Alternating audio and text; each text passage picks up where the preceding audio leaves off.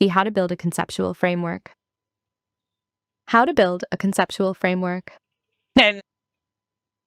Picture a graduate student sitting in front of a blank document, staring at a research idea that feels enormous and shapeless. They know what they want to study, but they can't yet explain how the pieces connect. What causes what? What's just along for the ride, and what might change the story depending on circumstances? That feeling of, I have an idea but no map, is exactly where a conceptual framework comes in. Over the next few minutes, we're going to walk through a practical, step-by-step guide to turning that fuzzy idea into a clear, defensible, visual map of your study. One that covers how to find your variables, how to back them up with literature, how to draw them cleanly, and how to avoid the mistakes that trip up even experienced researchers. What is a conceptual framework? So, what exactly is a conceptual framework? Think of it as the blueprint of your study. Just as an architect wouldn't start construction without a blueprint showing how rooms connect, a researcher shouldn't start collecting data without a diagram showing how their variables connect. It's both a visual and a written representation, a structured map of the key variables in your study and the relationships between them. It's the bridge between your theory and your data. Without this blueprint, a study can feel scattered. Readers aren't sure what's being measured or why. With it, anyone picking up your proposal can immediately see the logic at a glance. And at its core, a good framework answers 4 simple but powerful questions. What are the core variables? How do they relate to each other? What does the existing literature say about those relationships? And how does all of this connect back to your research questions? Keep those 4 questions in mind. They're the thread that runs through everything we're about to cover. Step 1. Identify your key variables. Every framework begins the same way, with an honest inventory of the variables that will appear in your study. And here's the critical rule, these variables aren't something you invent on the spot. Each one needs to be grounded in what's already been studied before. There are 4 roles a variable can play. First, the independent variable. This is your cause, your predictor, the thing you manipulate or measure to see what effect it has. Second, the dependent variable. This is your outcome, the thing you're ultimately trying to explain or predict. Third, the mediating variable. This is the how or why. It's the mechanism that sits in between, explaining the pathway through which your independent variable influences your dependent variable. And fourth, the moderating variable. This is your boundary condition. It doesn't sit between the other variables, it sits alongside the relationship, changing how strong, or even in which direction, that relationship runs.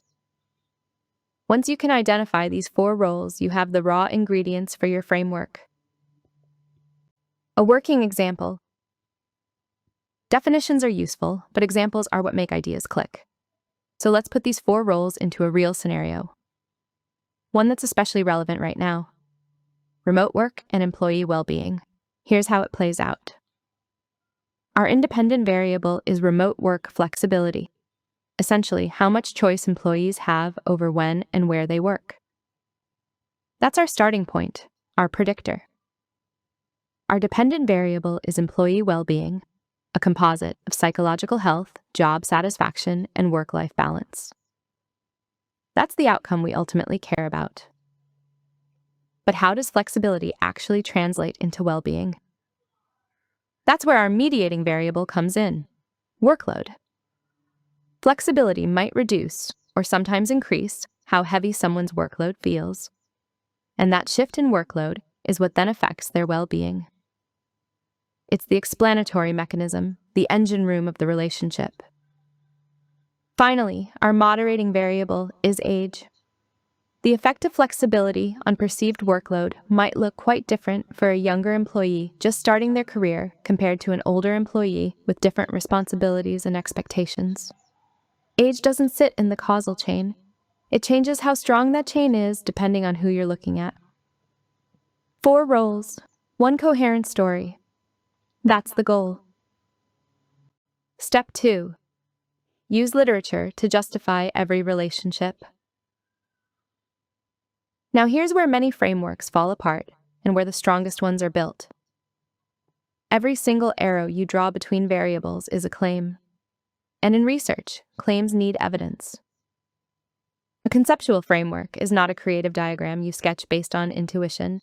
It's a theoretically grounded argument, arrow by arrow. Think of each arrow as a mini hypothesis. If you can't point to at least one published study that supports the plausibility of that connection, that arrow shouldn't exist in your framework, at least not yet.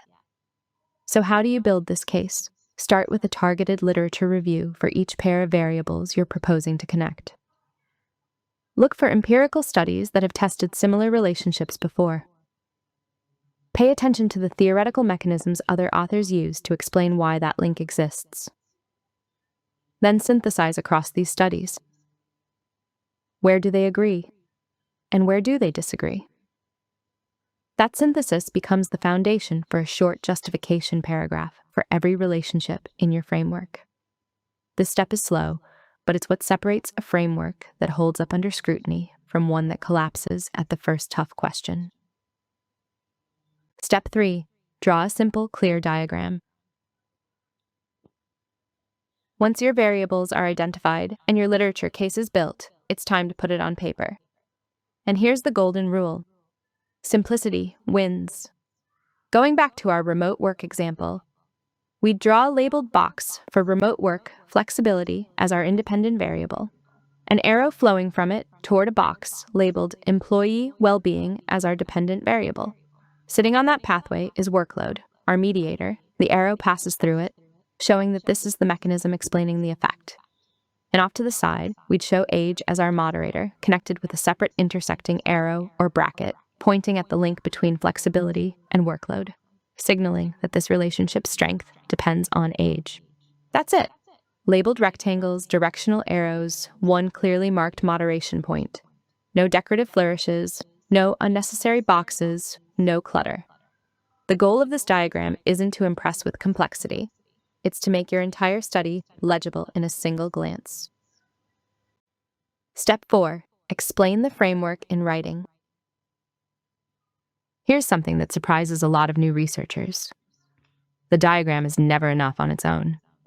A picture might be worth 1,000 words, but in academic writing, it still needs those 1,000 words alongside it, walking the reader through every box and every arrow. This written explanation has 4 parts. First, introduce the variables, define each one conceptually and operationally, state its role, I, V, D, V, mediator or moderator, and explain why the literature supports its inclusion. Second, explain the direct relationship. Describe whether the connection between your IV and DV is expected to be positive or negative, and cite the studies that back this up. Third, articulate the mediation pathway. Walk through the mechanism in 2 steps. How does the IV affect the mediator, and how does the mediator then affect the DV? Each of those subpaths needs its own supporting citation. And finally, describe the moderation logic. Specify exactly which relationship your moderator influences, and explain, theoretically, why that relationship would look different across different levels of the moderator. Together, the diagram and this narrative form a complete 2-part argument. What makes a good framework? So how do you know when your framework is actually good? There are 5 qualities, 5 non-negotiables, that the strongest frameworks all share, and it's worth running through this checklist before you finalize anything. First, it should be simple, including only the variables genuinely necessary to answer your research questions, with no nice-to-have extras.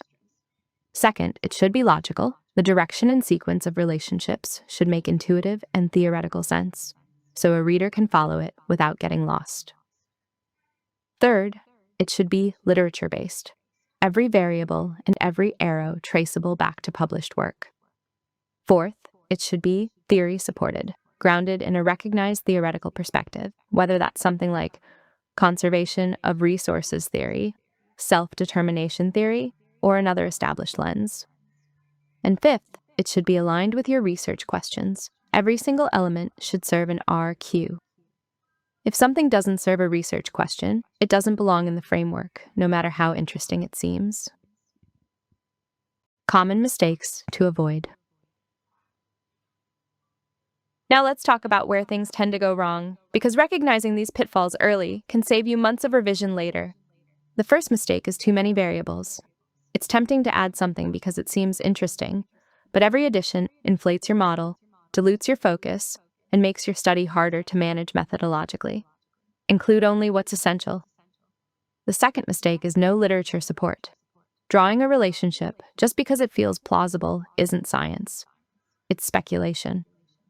And reviewers notice immediately when an arrow has no empirical or theoretical backing behind it.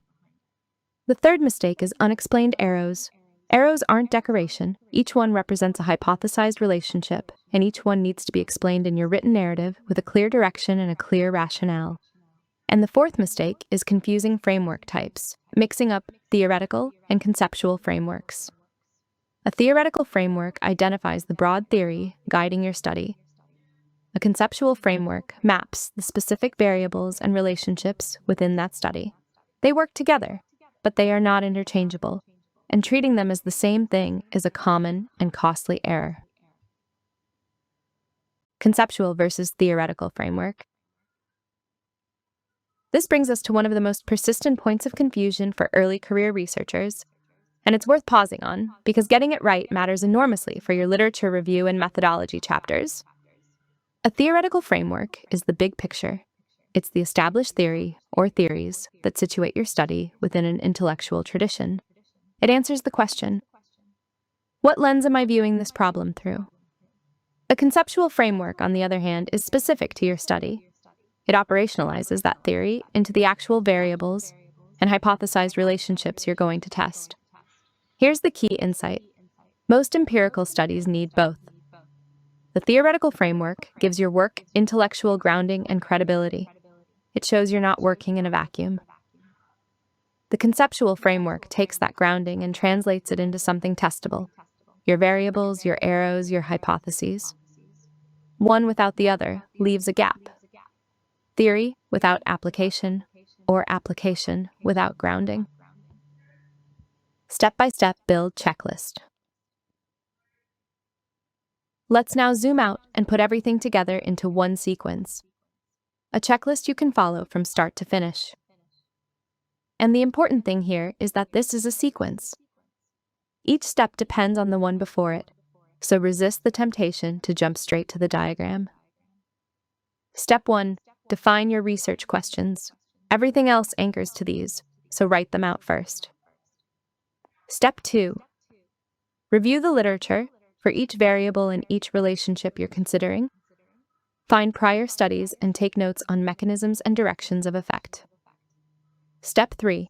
Classify your variables. Assign each one its role as I, V, DV, mediator, or moderator, and confirm that role is justified by what you found in the literature. Step 4. Draft the diagram, a clean, minimal visual with labeled boxes and directional arrows kept to a single page. Step 5. Write the narrative, explain every variable, every relationship, and every arrow in prose with citations. This section often becomes part of your thesis's second or third chapter. And step 6.